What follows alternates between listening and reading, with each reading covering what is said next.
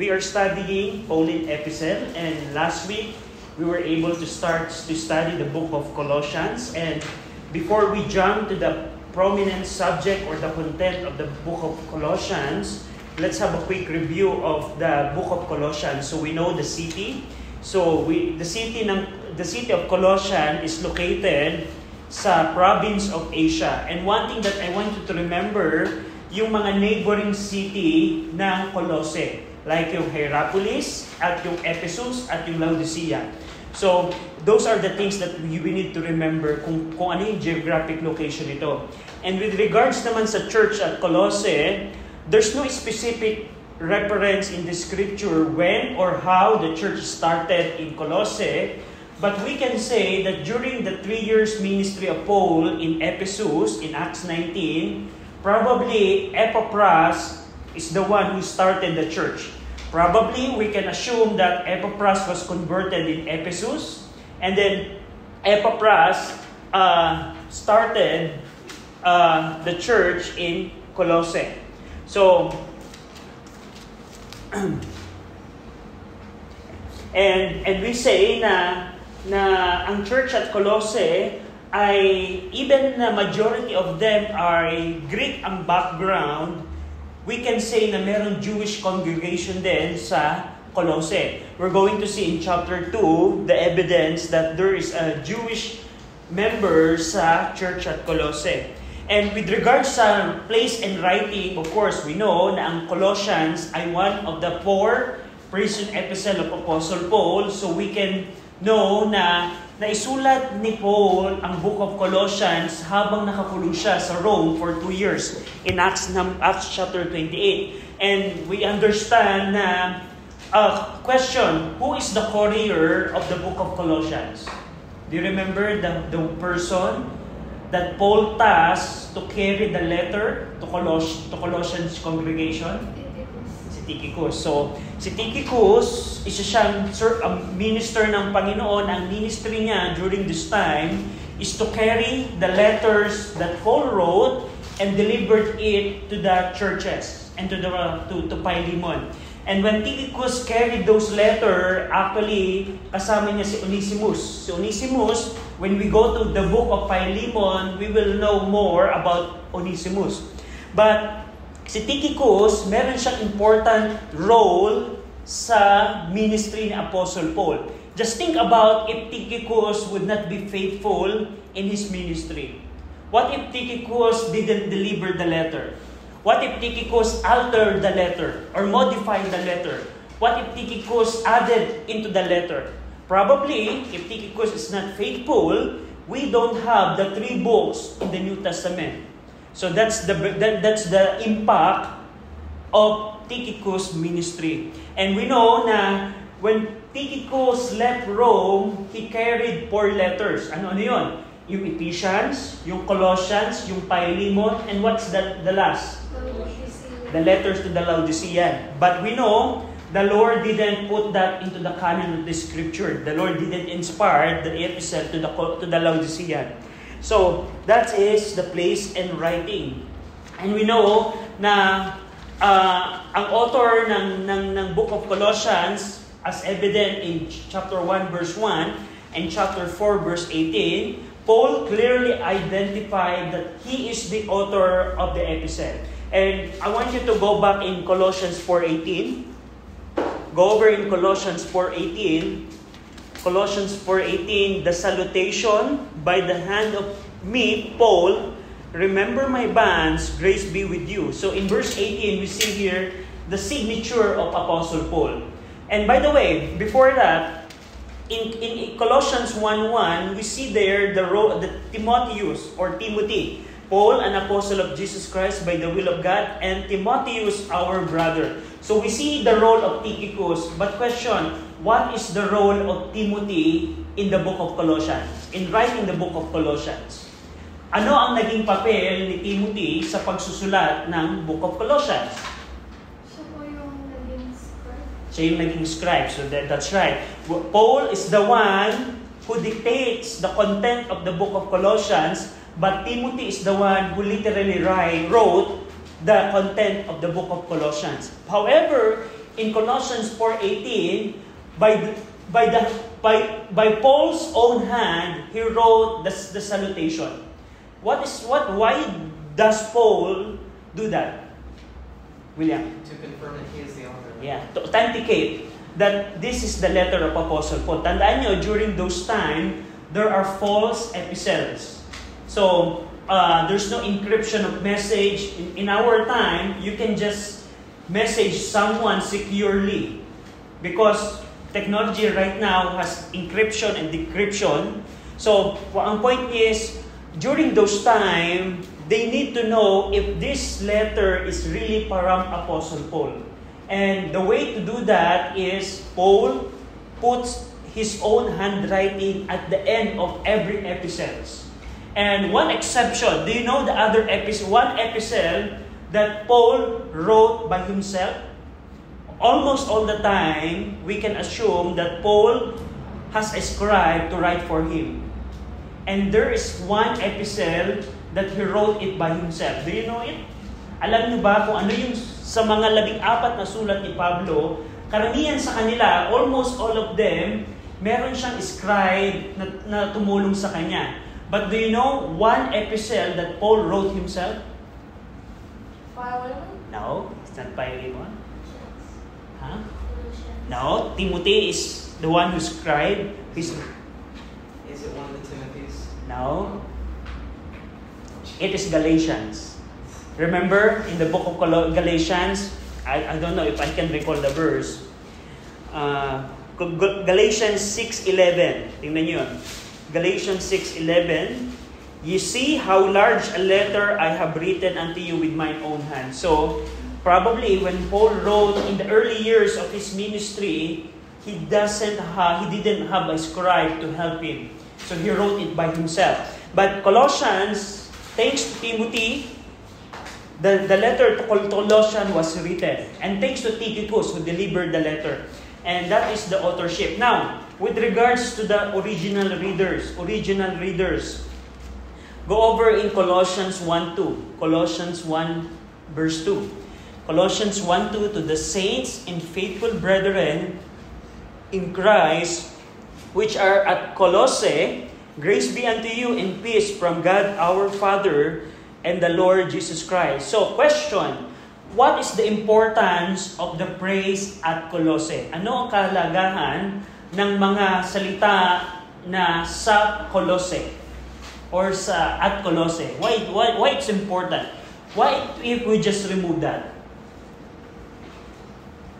Yes, William. Because it signifies that it's a local church. Yeah, it's a local church. That's right. Without the phrase Colossae, we can just interpret anything in the book of Colossians that the church is mentioned. We can just say that it's referred to a universal church. For example, go over in Colossians 1, verse number 18. Now, having the original readers in our mind, when we go to Colossians 1:18, which says, and He is the head of the body, the church. Okay, so what is the meaning of the word church there? Can you describe, based on the original reader, knowing that in Colossians 1:2, Paul identified the original reader, what do you mean by the word church there? Can you describe the church that is mentioned in Colossians 1:18, Joe? Do you have any idea?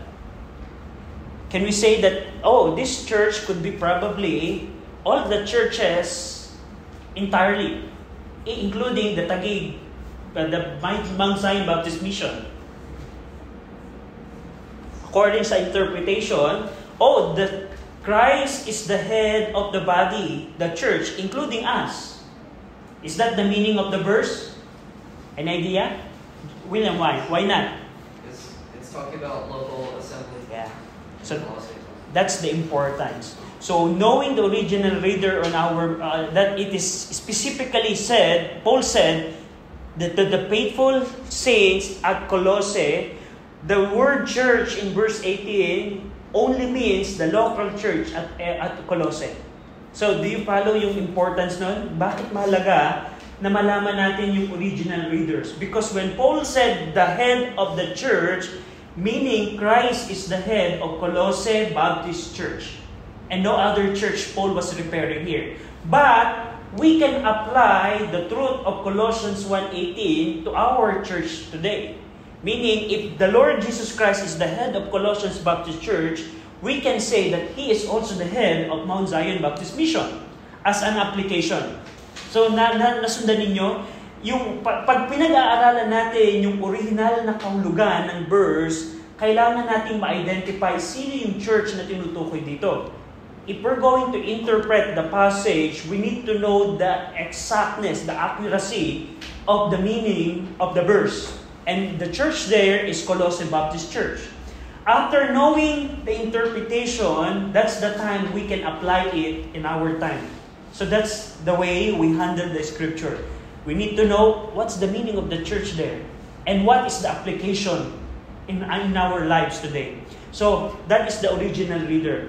Now, even though that is the original reader, you can see in Colossians 4:16 that Paul intended that this letter should be circulated.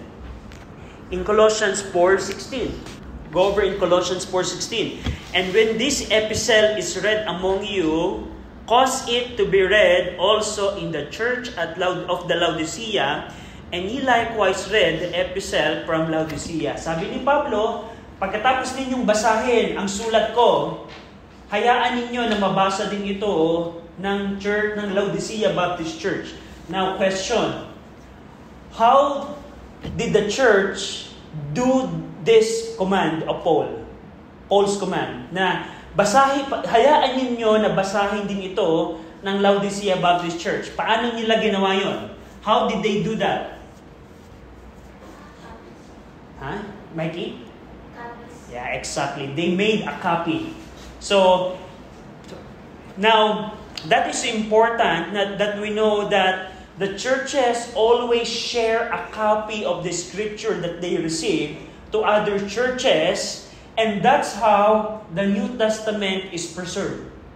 So, ang mga pamamaraan ng mga simbahan ng unang panahon, lagi nilang ibinabahagi yung kanilang sulat sa iba upang ma-preserve ang scripture. For example, do you know the 8 letters that Ephesus Baptist Church had?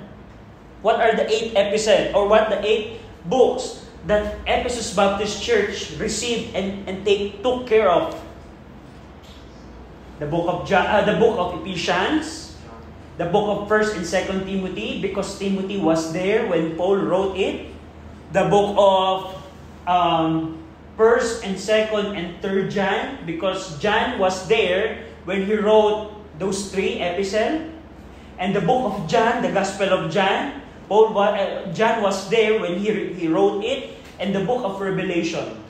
So in total, going back nung first century, if I want to have a copy of those 8 books of the scripture, I would send a scribe to Ephesus Baptist Church, and that scribe will make a copy for my church. And then pagkakuha ng scribe, pagkakuha ng kopya, gawa ng kopya ng scribe na yon sa 8 sulat, he will go back to his local church. And so forth. And now, let's say fast forward, 50 years had passed. And let's say Thessalonica Baptist Church, after 50 years, yes, of course, he has the letters. But how can the church at Thessalonica confirm that his letter is still accurate? Because during the time, there's no copy-paste. Remember, pagka nasa Microsoft ka, document, you can just copy-paste a text, and you are sure that everything is copied perfectly. Now, if you copy a text from the computer, do you check every word if this is accurate or no? Kapag ba kumokopya kayo ng copy-paste sa computer, halimbawa, isang malaking paragraph, babasahin mo pa ba yung bawat letra kung ito ay accurate? Why? Because we know that it is accurate. But during the time, ang mga tao ang nagkokopya. There's no copy-paste technology during the time. They manually copy it. And we know, with that process, inaccuracy is possible. So, what is the way the churches do in order to make sure that their replica, that their photocopy or their copy is still accurate? How the church, what is the way the church assure that their copy is accurate? Paano? Any idea? Compare. Yes. Let's say after 50 years, the church decided, we're not sure if our copy is still accurate. They will send people to the original church and will see and compare if their copy is word per word accurate. So let's say after 50 years nang nakalipas, after 50 years, and the apostles were dead, and the original generation are dead, they will send people to Ephesus Baptist Church to make sure that the copy of the, let's say, Book of John is word per word accurate. And then after they make sure that their copy is accurate, they will go back to the church again and they will keep that copy. And that's why before ma-invent ang printing press ng 1400, before the invention of the printing press during the 1400, we are sure that the church preserved the scripture in that manner. So sa ganung pamamaraan, ng pagkokopya, pag-make sure, pagko-compare ng word per word, pagpapadala ng church member to other church, ganung paraan iningatan ng Panginoon ang New Testament. That's how the Lord preserved the New Testament. Now, with regards to the Old Testament, how did the Lord preserve the Old Testament? Paano naman iningatan ng Diyos ang lumang tipan? Do you have any idea? How did the Lord preserve the Old Testament? In the New Testament, the Lord used the church. How about the Old? Jewish scribes. The Jewish scribe. Go over in Romans 2. Tingnan niyo to. In the book of Romans,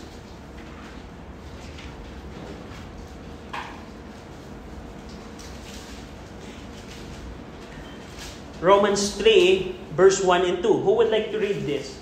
Romans 3, verse 1 and 2. Sino ang gustong magbasa ng Romans 1 and 2? Champ, can you read? Romans 3:1-2. What advantage then hath the Jew, or what profit is there of circumcision? Much every way chiefly, because that unto them were committed the oracles of God. So thank you, Cham. So here, Paul is testifying anong advantage ang meron ang mga Jewish people than the Gentiles? Much in every way, because unto them were committed the oracles of God, referring to the Masoretic text, to the Old Testament, and the church and Israel preserved the Old Testament, and the church preserved the New Testament, and that's why we are sure. How can we know that we have the preserved word of God? Because God used Israel and God used the churches in preserving the word. So, and that's important. So, that's what we see. Now, go over in our study notes. Let's see the occasion. What triggered Paul in writing the book of Colossians? Now, I want you to remember, mga teens, mga kabataan, that in every book of the Bible, there should be an occasion. Why the writer wrote the book? In every book of the Bible, sa bawat book ng salita ng Diyos, in every book of the Bible, to properly understand the content of it, we need to know what is the occasion or purpose why the writer wrote the book. For example, what is the occasion or purpose why Moses wrote the Pentateuch? Do you know? Meron kayong idea bakit sinulat ni Moses ang Pentateuch? Meron kayong idea? So, Moses wrote Pentateuch in order for the second generation that will enter to the promised land would know the creation, would know who is Abraham is, who is Isaac is, who is Joseph is, and so on and so forth. So, ang purpose ni Moses kung bakit sinulat niya yung Pentateuch ay para malaman ng second generation na papasok sa Promised Land ano ang kanilang history and ano ang mga bagay na ginawa ng Diyos sa kanila before. And having that on mind, when we read the Pentateuch, we should keep that on our mind so that when we interpret every book, every chapter, and every verse, we will go back to that purpose. So, I want you to remember that. And the same thing in the book of Colossians, meron din yung purpose. At ang purpose niyan ay makikita natin, we can see the purpose in Colossians 1:8. Tingnan niyo to. Ito ang nag-trigger kay Paul, why Paul wrote the book of Colossians. Verse 7 and 8, Colossians 1, 7 and 8. And ye also learn of Epaphras, our dear fellow servant, who is for you a faithful minister of Christ, who also declared unto us your love in the Spirit. So, ito yung occasion. Epaphras visit and report. Bumisita si Epaphras sa prison house ni Paul, and Epaphras reported the things that are happening in Colossae Baptist Church. So, ito yung naging occasion. Si Epaphras, siya ay minister, member ng Colossae Baptist Church. He traveled to Rome upang ibalita ang mga bagay na nangyayari sa church. Epaphras traveled to Rome in order to inform Paul, these are the things that are happening in my church. Would you write to us so that we can be guided? So, ganun ang naging purpose nito. Epaphras went to Rome and yung word na declare dun sa verse 8 na ating binasa, the word declare means Epaphras imparted important information to Paul. Meaning, sabi ni Paul, Epaphras declared unto me. Epaphras shared important things unto me. At dito, we can say probably Epaphras is the pastor. We can assume that, or one of the pastor. But the thing here is, Colossae Baptist Church during that time faced challenges in dealing with errors within the church. So, I want you to see na what triggered Epaphras to go to Rome. So we know the occasion of the book of Colossians. Epaphras went to Rome and Epaphras shared and informed Paul about the things that are happening in Colossae Baptist Church. Now ngayon, what triggered Epaphras to travel to Rome just to inform Paul of the things that are happening? It is because there are many errors. There are errors that are happening in Colossae Baptist Church. So, to give you an illustration, let's say the church here in Taguig is established. Let's say after 10 years, the church here is now established. And probably the Hardikers are not here anymore. Probably they went to other places. But the thing here is, what would you do if there are many problems in our church? And one thing we can do is, let's consult Brother Bill about the things that are happening here. And that's what Epaphras did. Epaphras went to Rome just to inform and ask Paul, would you help us dealing with this problem? So, yan ang occasion nito. At dito, the report brought to Paul includes both positive and negative. May mga positive, katulad ng Colossians 1:8 that Paul said, your love in the Spirit, that is a positive. But also, yung report ni Epaphras ay naglalaman din ng mga negative. We're going to see that especially in chapter 2, yung mga negative. And this is the difference of the book of Colossians and the book of Ephesians. Yung correction, we know na ang Ephesians and Colossians, they are twin epistle, but the difference of Colossians, ang Colossians, Paul was already correcting, meaning the error is still there. However, in the book of Ephesians, Paul was preventing the error to come. At dito, si Epaphras ang naging informant ng error na meron dito. Also, go over in Colossians 4:12 and 13. May I request someone would read this? Sinong gustong magbasa? Colossians 4, verse 12 and 13. Merong gustong magbasa? Anyone would like to read? Sige, Chad. Colossians 4, 12, 13, and 12 and 13. 12 and 13. Epaphras, who is one of you, a servant of Christ, saluted you, always laboring fervently for you in prayers, that you may stand perfect and complete in all the will of God. Verse 13, for I bear him record that he had a great zeal for you, and them that are in Laodicea, and them in Hierapolis. Okay, so thank you. Do you remember the geography? Ano yung mga neighboring city ng Colossae? Laodicea and Hierapolis. Now, this is the importance ng occasion.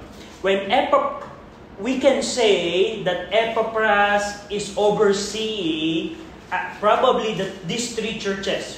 Probably, I don't know, but we know there are pastors in every church, and probably Epaphras is helping these churches to prevent this error. Now, this is the thing.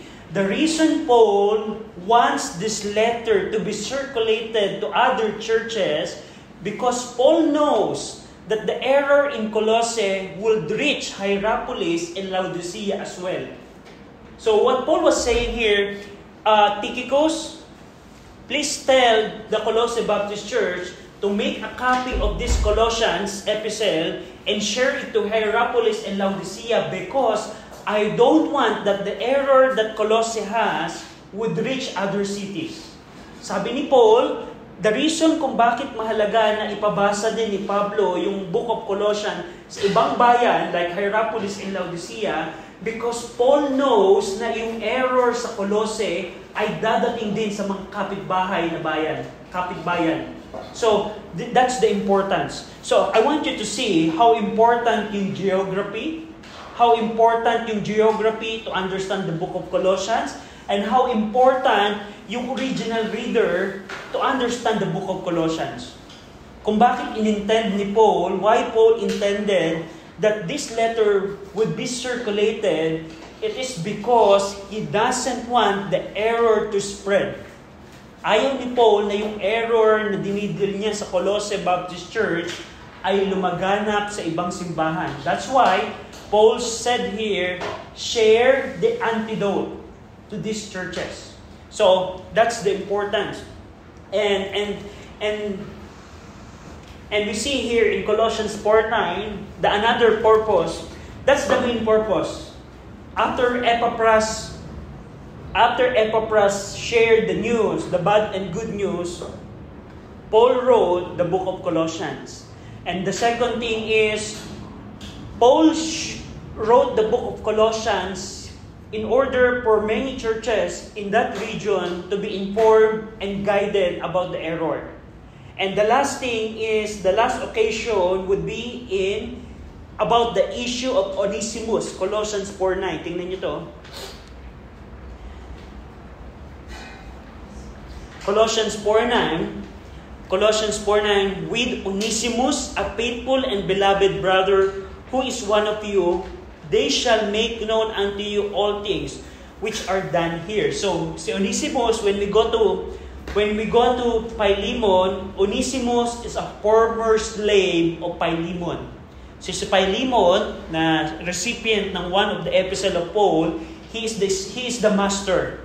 And he owns Onesimus as a slave. And nagkaroon sila ng problema, and Paul advised Philemon, you need to receive Onesimus back again to you. Something like that. You make a reconciliation with him.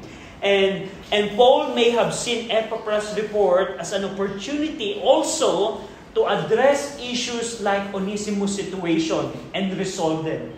So, ginamit din ni Paul ang Book of Colossians upang maresolba yung alitan, yung problema ni Philemon at ni Onesimus. So, those are the occasions. And now, having that on mind, it will be easy for us when we read the Book of Colossians to understand, this is what Paul means about this verse. This is what Paul means by this verse, if we remember the occasion. Now, let's see the purpose. Now, the purpose here, we can see in Colossians 2, verse 5 to 7. Who would like to read this? Colossians chapter 2, verse 5 to 7. Meron gustong magbasa? Yes, William? Colossians 2, 5 through 7. For though I be absent in the flesh, yet am I with you in the Spirit, joying in beholding your order, and the steadfastness of your faith in Christ. As ye have therefore received Christ Jesus the Lord, so walk ye in him, rooted and built up in him, and established in the faith, as ye have been taught, abounding therein in thanksgiving. So, now, what's the difference between occasion and purpose? Ang occasion, remember this, ang occasion, what triggered the writer to write it? So, ano ang nagtulak sa manunulat upang isulat ang isang sulat? That is the occasion. Ang purpose naman, what is the goal of the writer in writing it? So that's the difference. And we already know the occasion. The purpose is, we can see dun sa binasa ni Brother William, we see here that to establish the church in faith upang patatagin yung pananampalataya ng Colossae Baptist Church. After Epaphras mention of the faith of Colossians church member, Paul wrote the book of Colossians for the purpose of establishing their faith. So that's one. The second purpose kung bakit sinulat ni Paul ang book of Colossians is, makikita nyo in Colossians 2:4. Who would like to read verse 4, verse 8, and verse 18 of chapter 2? 4, 8, and 18. Sino gustong magbasa? Who would like to read? Chang? Colossians 2:4, and this I say, lest any man should beguile you with enticing words. Verse 8, beware lest any man spoil you through philosophy and vain deceit, after the tradition of men, after the rudiments of the world, and not after Christ. Verse 18, let no man beguile you of your heart in a voluntary humility and worshipping of angels, intruding into those things which he hath not seen, and vainly puffed up by his fleshly mind. Okay, thank you, Chang. So, the second purpose is not only to establish their faith, but also to refute the heresy. Now, I want you to see this in your mind that when Epaphras informed Paul of the errors in Colossae Baptist Church, this is now what Paul writes to deal with that. Paul refutes the heresy by saying, you need to be beware. You need to be careful lest any man beguile you. I want you to be beware and don't be deceived or beguiled with enticing words. So Paul issued a lot of warnings, specifically in chapter 2, in order to refute the heresy. Mag-ingat kayo, maging maingat kayo, may mga mapandayang teachers sa inyo, ingatan ninyo ang inyong sarili, and that's the purpose, the second purpose. Now, when we go to chapter 2, we will understand what is the error that exists in Colossae Baptist Church. And do you know the error? What's the error? If you're aware sa preaching ni Brother Kenneth every Sunday afternoon, in the book of 1 John, he is dealing in one error. What error is that? Gnosticism. And that is also the error that Paul dealt in the book of Colossians. Now, to properly understand this. Now, can you name some error that we deal in our time right now? What are the errors that we deal a lot? Let's say the deity of Christ. Let's say atheism. Can you name some other errors that we deal in our modern time? We deal right now in atheism, Christian Science, evolution, let's say Unitarianism.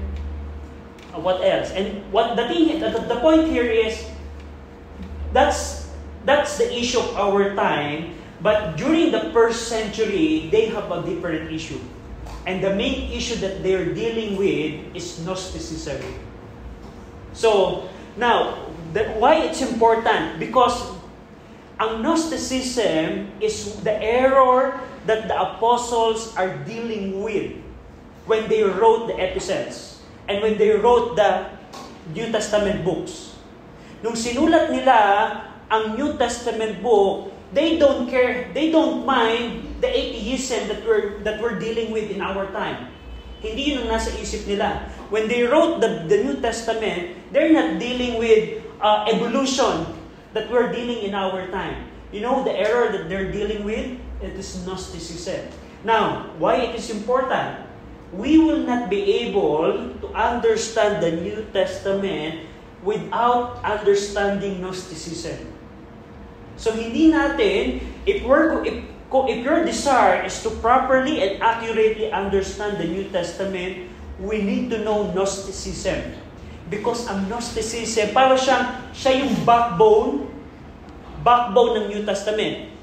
Siya yung error kung saan dinidil ng lahat ng mga New Testament writer nung panahon nila. Nung panahon nila, they are dealing with Gnosticism. Ano yung Gnosticism? Ang Gnosticism, maraming branches yan. Gnosticism has many branches, but what they're saying is Jesus Christ is just a phantom. He's just a spirit. He doesn't have a flesh. Ang Gnosticism, nagsasabi din sila na sa reincarnation, and you can be a God someday. Ang Gnosticism, nagsasabi din nila na pag ikaw ay namatay at mabuti ka, ma-upgrade ka bilang angel sa next life mo. But if you're bad in this life, mada-downgrade ka into a kangaroo. Something like that.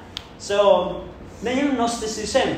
But we need to understand that so that we can know the New Testament. Now, for example, to give you an example, go over in 1 Timothy 2:5.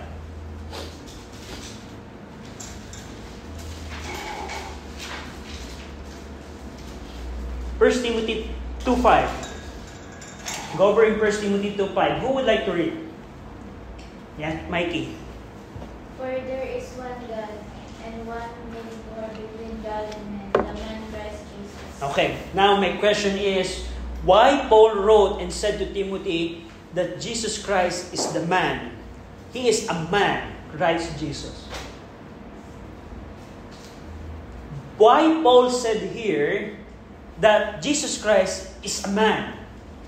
Now, without knowing the Gnosticism, we cannot be able to understand what Paul was saying here. Nakita niyo yung point? Did you see the point that why Paul wrote here? Now, the reason Paul wrote and said to Timothy, Jesus Christ is a man, because Gnosticism says that Jesus is not a man. Sa Gnosticism, si Jesus Christ ay hindi nagkatawang tao. But Paul clearly stated to Timothy, Jesus Christ is a man. Why? It's just for us to say, oh, it's a good combination of word. Paul, you have a good combination of word and you say, he is a man, Christ Jesus. No. Paul was saying here, I'm refuting Gnosticism. So, nakita niyo yung point why it's important to know Gnosticism in understanding the New Testament.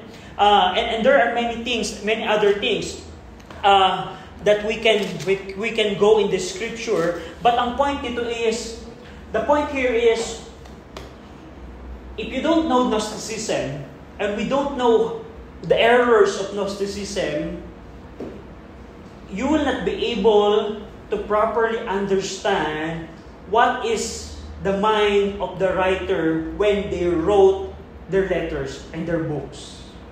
Bakit nila sinulat yung mga verses na yon? Ano yung error na kanilang dinidil? They're not dealing with Iglesia ni Cristo. They're not dealing with the Muslim. They're not dealing with the atheists. They're not dealing with evolutionists. They are dealing with the Gnostics. So, ang goal natin bilang mga Bible-believing, we need to know why the writer wrote it so that we can properly interpret the verse and the chapter and the book so that we can properly apply it to our life. And one thing is Gnosticism. So do you follow? And Gnosticism is the error that Paul was dealing against in the book of Colossians. We're going to see that later on sa chapter 2. And that is the purpose. So makikita nyo, for example, in Colossians 2:16, makikita nyo yung error of ritualism, ascetic, mystical, in verse 18. And all of those indicates the belief of Gnosticism, that everything matter is evil. And with the aim of refuting this error, Paul did not elaborate of the specific nature of heresy, whether theological or practical. Rather, he presented the antidote, the true Christology, including the person and work of Christ, and how it affects the believer's life and conduct in every area. This is interesting. Yung sagot ni Pablo sa error ng Gnosticism, hindi niya binigyan ng detalye. So in the book of Colossians, you will not pinpoint or specify the details of the error. But what Paul did is he gave the antidote, the Christological teaching about the nature and the work of Jesus Christ. So, parang ganito, to illustrate you. Let's say, I am a doctor. Now, let's say, may sakit si Joe, and Joe has a disease. I don't really need to explain you the medical term. Let's say you are the relatives of Joe, and you're very concerned with Joe's well-being or health. Now, I don't need to explain to you everything about Joe's condition, meaning to the specific molecular and tissue level.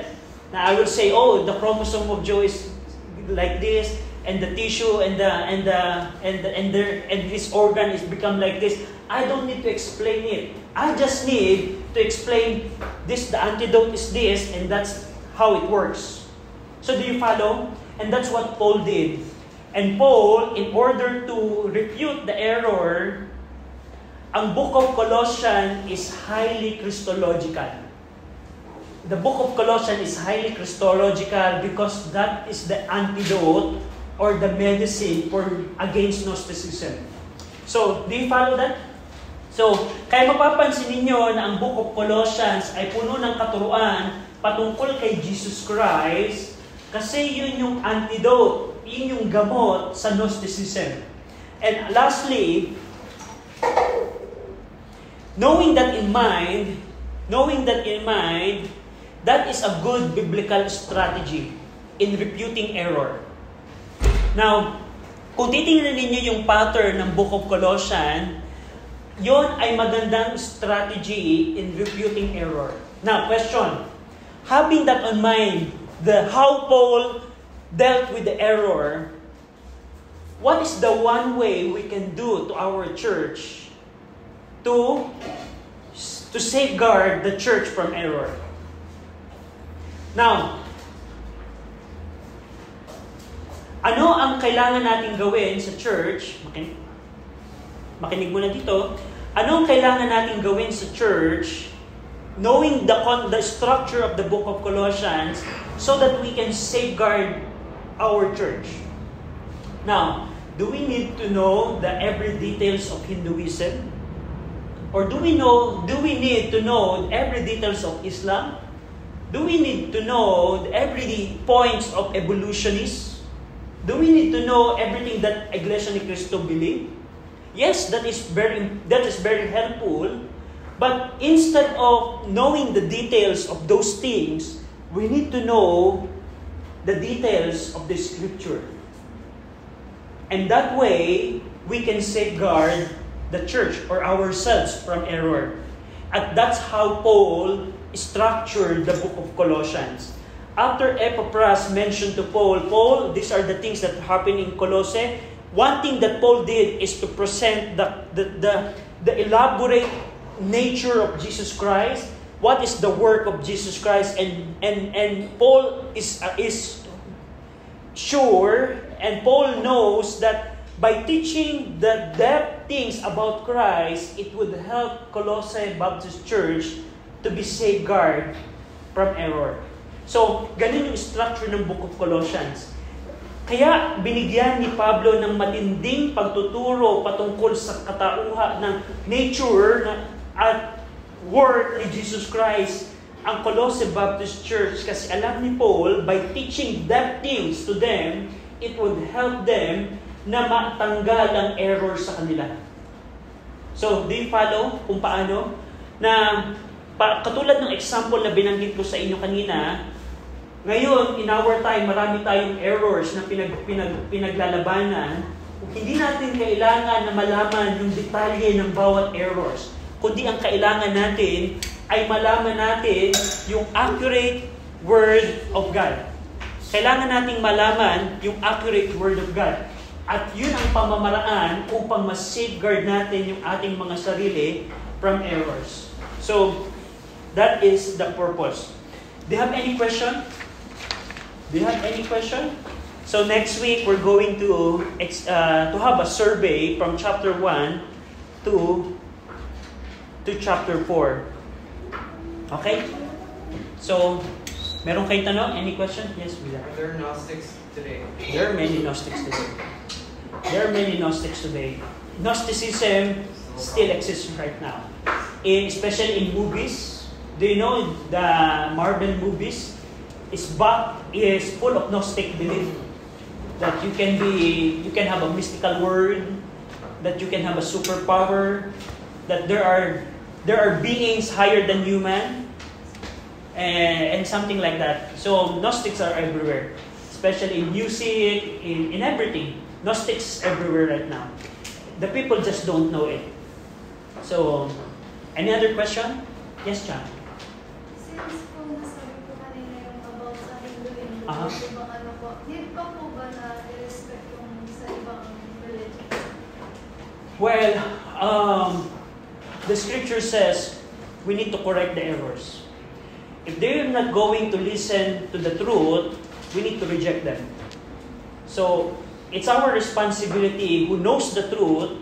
Tayo may responsibilidad na, yes, we respect them, their person, but we need to say, you know what? Hinduism is wrong. And this is the reason why it's wrong. And after we tell that, yes, we respect the person, but the Bible is telling us if that person is rejecting the truth, we need to separate from him. So, yes, that's right. We need to respect the person who believes on those without question. But we have the responsibility as well na sabihin ang katotohanan sa kanila. So, it's our duty to be alive in this world. For example, sa inyong school, if may isang tao naniniwala na hindi tao si Jesus Christ, we have the responsibility to say, you know what? That's wrong. So, because we are the light. Sabi ng scripture, ano ang pakinabang ng asin? We are the salt of this world kung wala ng lasa yung asin. So, meaning, in application, kung ako ay asin at hindi ako nagbibigay alat, wala akong ano. So, yes, that's right to respect, but we need to we have a responsibility to tell the truth. Any other question? So kung wala na, by the way, next week is your due about the task. So you can read the task and yeah, next week is the due. Brother William, can you pray? Dear Lord, we thank you for what we've learned from the book of Colossians and the different occasions and the purpose for writing. I ask that you would help us to continue to learn more next week about it. And we thank you for this day that we're able to learn about Zechariah and in Jesus' name, amen.